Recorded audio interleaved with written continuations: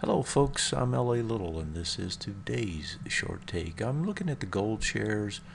This is one of those investment types that people either love or hate. And gold over the last couple of weeks has been moving back up to the upside on a short-term basis here. You can see, a low was put in.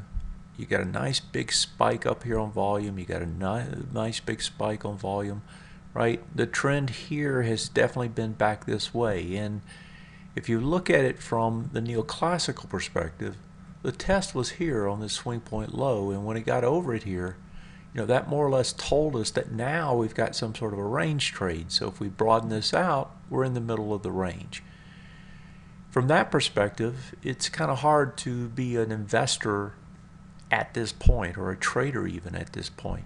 Yeah, we're probably going to test this top. I wouldn't doubt that we might test it today given the weakness in the markets. But if you pull this over, you look at it on a weekly, gold really still is just doing the retest regen on the larger weekly. That could take it up to about 115, 116 or so.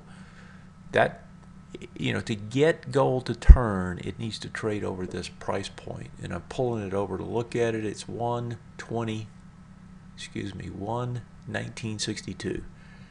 That's about where that swing point high is, 120.50. Until gold trades back above that and stays above it for a bar on the weekly time frame, gold's just a trade. So it's got to get back up into this area to actually be something more permanent. And that is today's short take.